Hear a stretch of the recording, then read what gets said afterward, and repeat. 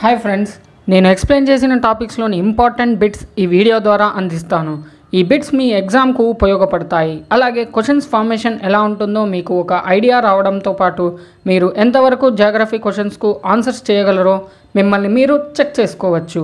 వీడియోని ఎక్కడా స్కిప్ చేయకండి. అంతేకాకుండా మా ఛానల్ని సబ్స్క్రైబ్ చేసుకుంటే ఎప్పటికప్పుడు మేము ఎక్స్ప్లెయిన్ చేసిన టాపిక్స్ అలాగే ప్రిపేర్ చేసిన బిట్స్ మీరు తెలుసుకోగలుగుతారు. ఓకే ఫ్రెండ్స్, ఇప్పుడు జియోగ్రఫీకి సంబంధించిన క్వశ్చన్స్ ఏంటో చూద్దాం రండి. ఫ్రెండ్స్, ఇక్కడ ఫస్ట్ క్వశ్చన్ చూస్తే the period of one revolution of sun around the centre of galaxy is called అని ఇచ్చారు. అంటే ఈ క్వశ్చన్ చూసిన వెంటనే అందరు ఏం చేస్తారు అంటే సోలార్ ఇయర్ అని పెట్టేస్తారు. ఎందుకంటే రెవల్యూషన్ అర్త్ చుట్టూ సన్ తిరుగుతుంది అని తెలుసు, అర్త్ తన చుట్టూ తాను తిరుగుతుందని తెలుసు, అందరు సోలార్ ఇయర్కే ప్రిఫర్ చేస్తారు. కానీ ఇది సోలార్ ఇయర్ కాదు ఆన్సర్. ఇక్కడ బాగా క్వశ్చన్ చూస్తే the time taken for one revolution of sun ఒక రెవల్యూషన్ కంప్లీట్ చేయడానికి సన్ రెవల్యూషన్ జరుగుతుందా? మనకేం తెలుసు? అర్త్ రెవల్యూషన్ తెలుసు, సన్ రెవల్యూషన్ తెలీదు. సన్ రెవల్యూషన్ కూడా ఉంది. సన్ మన మిల్కీవే గ్యాలక్సీ చుట్టూ ఒక కంప్లీట్ వన్ రౌండ్ కంప్లీట్ చేయాలంటే దాన్నే కాస్మిక్ ఇయర్ అంటారు. So here answer is cosmic year. Next second question వచ్చేసి the shape of our Milky Way Galaxy.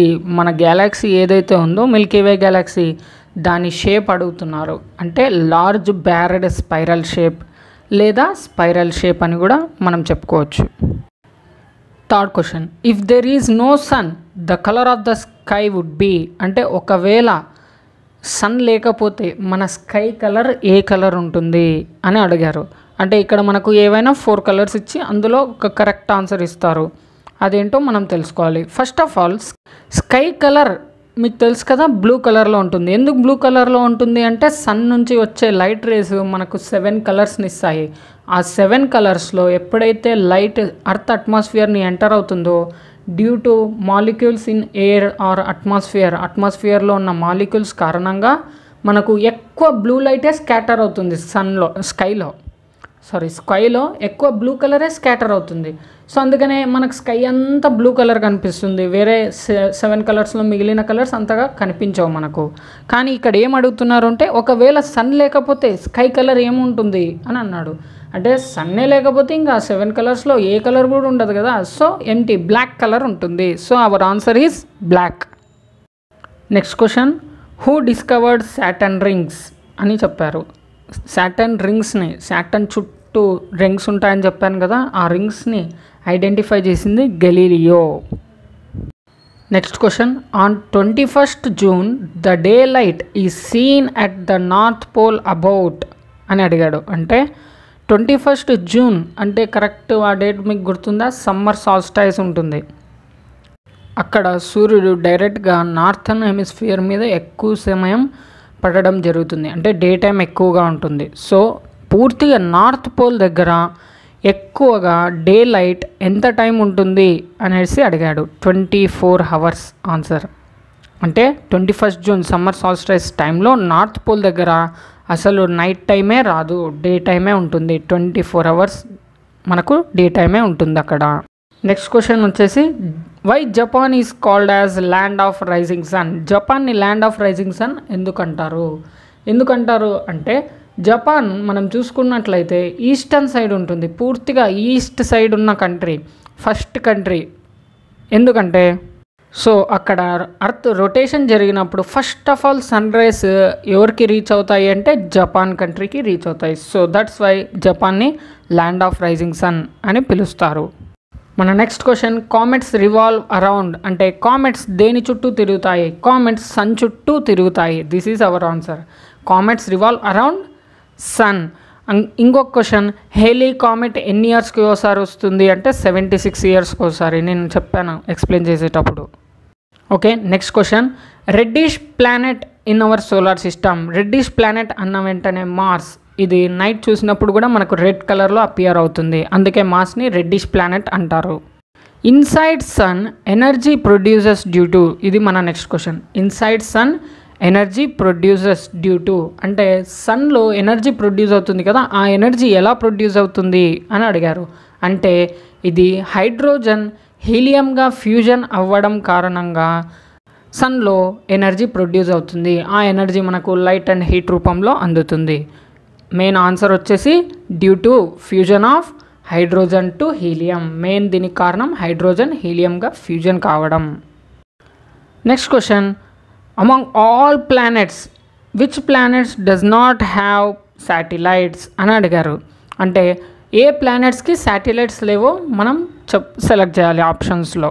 అంటే మీరు చూసుకుంటే అన్ని ప్లానెట్స్కి శాటిలైట్స్ ఉన్నాయి, కానీ మెర్క్యూరీ వీనస్కు మాత్రం శాటిలైట్స్ లేవు. సో మన ఆన్సర్ ఏముంటుంది అంటే మెర్క్యూరీ వీనస్.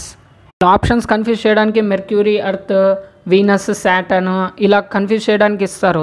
మనం మెయిన్గా మెర్క్యూరీ వీనస్ ఉంటే మాత్రమే సెలెక్ట్ చేయాలి.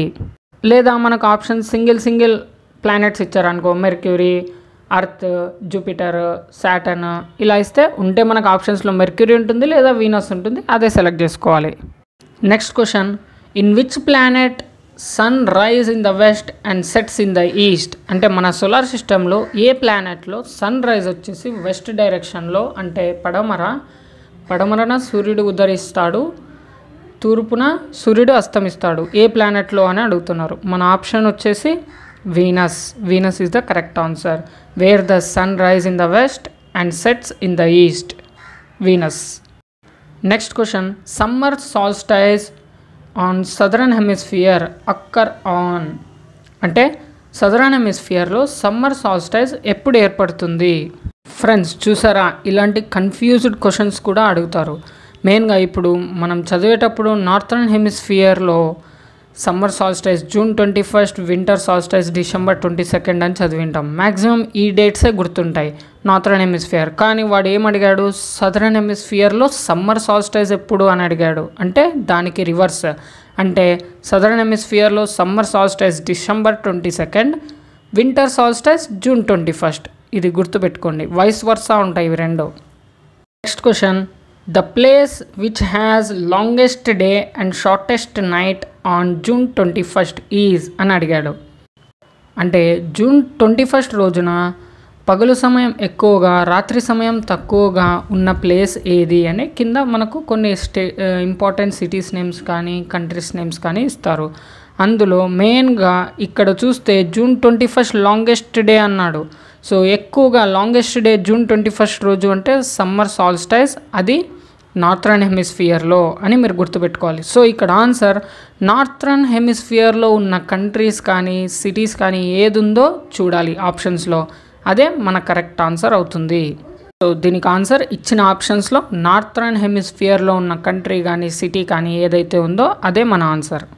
Next question, the difference between the day time and night time increases as we move from. అంటే డే టైంకి నైట్ టైంకి అంటే పగలు సమయం రాత్రి సమయానికి మధ్య డిఫరెన్స్ ఎక్కువగా పెరుగుతూ వెళ్తూ ఉంటుంది. మనం ఎప్పుడు ఎక్కడ నుంచి ఎక్కడికి వెళ్తుంటే, for example options west to ఈస్టా, ఈస్ట్ టు వెస్టా, లేకపోతే పోల్స్ టు ఈక్వేటరా అంటే పోల్స్ నుంచి ఈక్వేటర్కా, లేదా ఈక్వేటార్ నుంచి పోల్స్కా. అంటే దీనికి ఆన్సర్ వచ్చేసి ఈక్వేటార్ టు పోల్స్. మనం ఎప్పుడైతే ఈక్వేటార్ నుంచి నార్త్ పోల్కి కానీ సౌత్ పోల్కి కానీ వస్తూ ఉంటామో అప్పుడు డే టైము నైట్ టైం అనేది డిఫరెన్స్, వాటి మధ్య డిఫరెన్స్ పెరుగుతూ వెళ్తుంది. మన answer equator to poles. Next question, why Venus is called as Earth twin. వీనస్ని అర్త్ ట్విన్ అని ఎందుకు అన్నారు అంటే ఇది అర్త్ కన్నా కొంచెం చిన్నగా ఉంటుంది, అందుకని దీన్ని అర్త్ ట్విన్ అన్నారు. Slightly smaller than Earth, so అందుకే దీన్ని అర్త్ ట్విన్ అన్నారు. Next question, which planet does not have satellites. ఏ ప్లానెట్స్కి శాటిలైట్స్ లేవు? మెర్క్యూరీ అండ్ వీనస్కు శాటిలైట్స్ లేవు. The famous satellite in our solar system Ganymede, largest satellite ఇది జూపిటర్ చుట్టూ తిరుగుతుంటుంది. ఈ క్వశ్చన్ కూడా వచ్చే ఛాన్సెస్ ఉంటాయి. Next 17th question, name the planet which rotates from north to south. అంటే నార్త్ నుంచి సౌత్కి రొటేట్ అయ్యే ప్లానెట్ ఏది మన సోలార్ సిస్టంలో? అంటే పైన నార్త్ పోల్ నుంచి కింద సౌత్ పోల్కి ఇలా రివర్స్లో రొటేట్ అవుతూ ఉంటుంది, అదే Uranus. Uranus is the planet which rotates from north to south. North నుంచి సౌత్కి రొటేట్ అయ్యే planet Uranus. Next question, on which day southern hemisphere has more night time. Southern హెమిస్ఫియర్లో రాత్రి సమయం ఎక్కువగా ఉండే డే ఏది? అదే సమ్మర్ సాల్స్టైజ్. ఇక్కడ పగటి సమయం నార్థరన్ హెమిస్ఫియర్లో ఎక్కువగా ఉంటే రాత్రి సమయం సదరన్ హెమిస్ఫియర్లో ఎక్కువగా ఉంటుంది. సో నైట్ టైం ఎక్కువగా ఉండేది సదరన్ హెమిస్ఫియర్లో ఎప్పుడు అని అడిగాడు. అంటే ఆన్ June 21 అనేది మన answer. Next, on which date Norway will get more night time? అంటే దీని ఆన్సర్ December 22.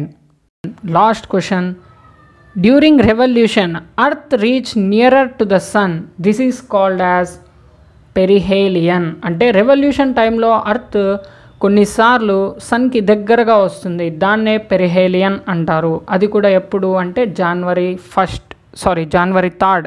వీటి మీద కూడా మనకు క్వశ్చన్స్ అడిగే ఛాన్సెస్ ఉంటాయి. అంటే సన్కి అర్త్ దగ్గరగా వచ్చినప్పుడు, అంటే రెవల్యూషన్ టైంలో సన్ అర్త్కి దగ్గరగా వచ్చినప్పుడు దాన్ని ఏమంటారు అంటే అది పెరిహేలియన్. అదే అర్త్ రెవల్యూషన్ టైంలో సన్కి దూరంగా వెళ్ళినప్పుడు దాన్ని అపహేలియన్ అంటారు.